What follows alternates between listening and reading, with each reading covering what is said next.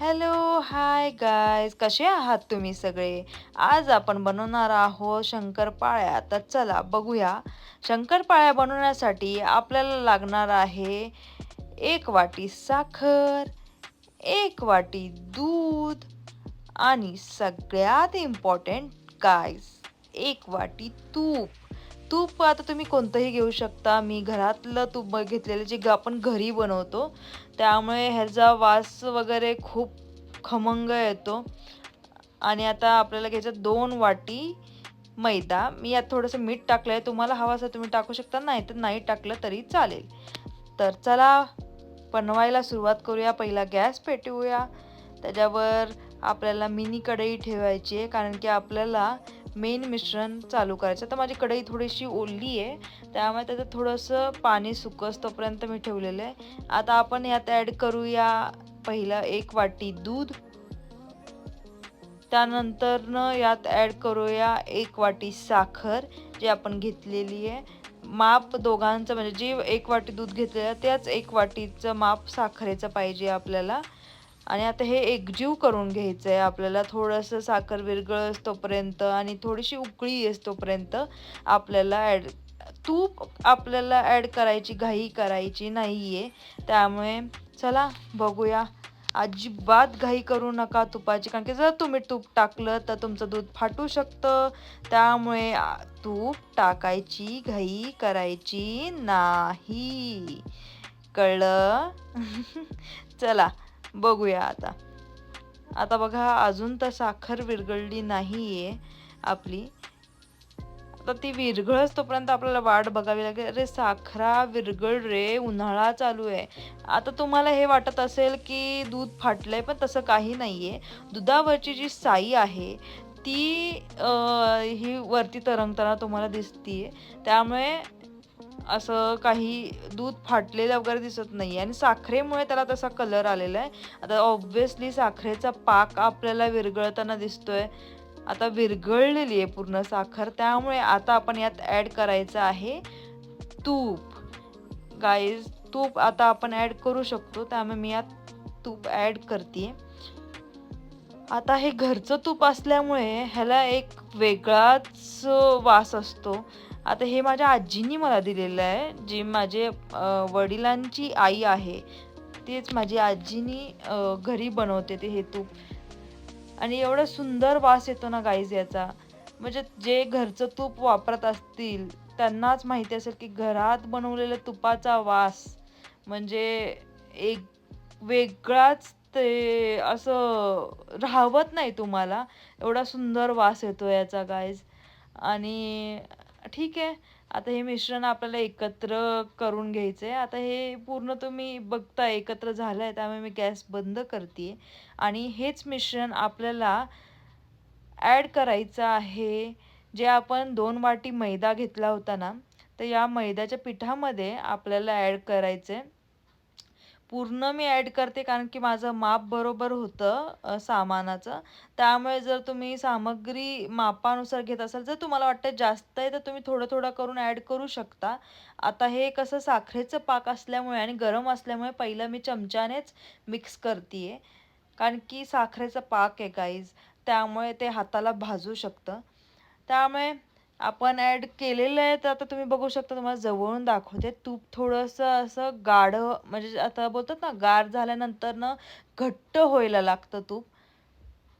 त्यामुळे हे थोडंसं आता मिक्स करून घेते मी. नंतर ना आपल्याला ह्याच्याने म्हणजे हाताने सुद्धा मिक्स करायचं आहे. पण आता थोडं गरम आहे, त्यामुळे मी चमच्याचं सपोर्ट घेते मिक्स करायला.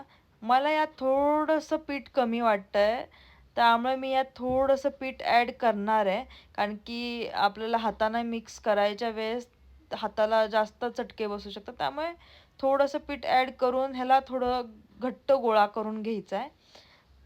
पूर्ण म्हणजे असं चिटकलं नाही पाहिजे परातीला. आता बघताय तुम्ही कसं घेतलेलं आहे मी गोळा करून आणि मऊसूत गोळा झालेला आहे. माझ्या हाताला सगळं तूप लागलं आहे आणि ह्याचा वास घेईल तेवढं मला हवा हवासा वाटतोय. आता बघताय तुम्ही केवढा छान गोळा झालेला आहे.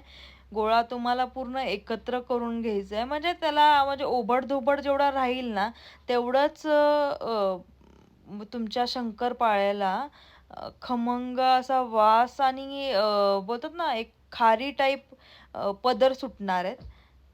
त्यामुळे आता आपण पुन्हा गॅस चालू करूया आणि आपली मोठी कढई ठेवूया. कारण की आता जसे आपण शंकरपाळ्या लाटणार आहेत, तसंच आपल्याला तळायचे सुद्धा आहेत. तर चला कढईत तेल ॲड करूया.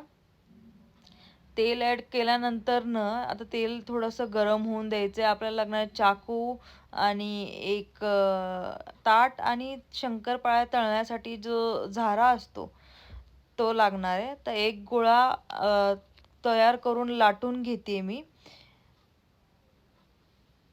असं पटापट लाटून घेऊन थोडंसं जाडसरच ठेवायचे आहेत. म्हणजे मीडियम, जर जाड नाही जास्त पातळ नाही. कडा काढून घ्यायच्यात आणि शंकरपाळ्याचे आकार कट करून घ्यायचेत. तर आता तेल तापलंय का मी बघते. तेल थोडंसं मला तापल्यासारखं वाटतंय. त्यामुळे जर तुम्हाला एक शंकरपाळी टाकून तुम्ही बघू शकता की तेल तापलंय का? तर आपल्याला हवं आहे तेवढं तेल तापलेलं नव्हतं म्हणून मी थांबले. पण आता तेल तापलंय त्यामुळे गॅस मीडियम करून आपल्याला सगळे शंकरपाळ्या त्यात तळायसाठी सोडायचे आहेत. हळू सोडा कारण की तेल तुम्ही शंकरपाळ्या टाकताना तुम्हाला भाजू शकतं, हातावर तेल उडू शकतं. त्यामुळे थोडंसं तुम्ही मोठ्यांचा पण सपोर्ट घेऊ शकता. आई, सासूबाई ह्यांचा कुणाचाही सपोर्ट घेऊ शकता. आता चला इथे जोपर्यंत हे शंकरपाळ्याचा पहिला घाना तळून होतोय, तोपर्यंत दुसरे मी लाटून शंकरपाळ्या काढून घेते. म्हणजेच कट करून घेते, जेणेकरून दुसरा घाना आपल्याला तळायला होईल. तर तुमच्या हिशोबाने तुम्ही अजूनही बारीक करू शकता शंकरपाळ्या. आता तुम्ही हे बघू शकता किती छान अशा ब्राउनिश शंकरपाळ्या तळल्या जातात, ज्याला पदर पण सुटलेले आहेत. तर आता लगेच दुसरा घाना आपण टाकून घेऊया. पहिला घाना तर तळून झालेलाच आहे. आता दुसरा घाना टाकते मी तळायला. तोपर्यंत ह्यात दुसरा घाना तळून होतोय, तोपर्यंतच बाकीचे तर सुट्टे करून घेतलेलेच आहेत कारण की ते चिटकू शकतात नंतरनं. आता ते तर तळून होतंय, तोपर्यंत भांडे घासून घेतले. तुम्हाला माहितीच आहे, तुम्ही जर माझे ब्लॉग बघत असताल, तर तुम्हाला माहीत असेल की मला पसारा आवडत नाही. जसं आजूबाजूला पसारा असेल तर मला काही सुचत नाही. त्यामुळे मी लगेचच साफसफाई करून घेते. अजिबात घाण ठेवत नाही. कारण की ते असेल तर मग मला सुचत नाही. अजिबातच सुचतच नाही. विचार म्हणजे मी करू शकत नाही घाणीत सगळ्या गोष्टी करायचा. त्यामुळे पटपट भांडे घासून घेतले, मांडून घेतले.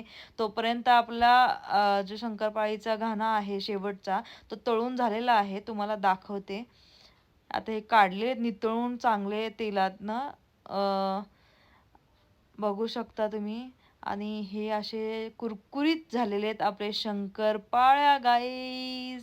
तुम्हाला जर माझा व्लॉग छान वाटला असेल तर नक्की ही लाईक करा आणि थँक्यू पूर्ण व्लॉग बघण्यासाठी. सबस्क्राईब करायला विसरू नका. उप्स, भाजलं यार. थँक्यू गाईज व्हिडिओ बघण्यासाठी. सबस्क्राईब करा, शेअर करा, लाईक करा.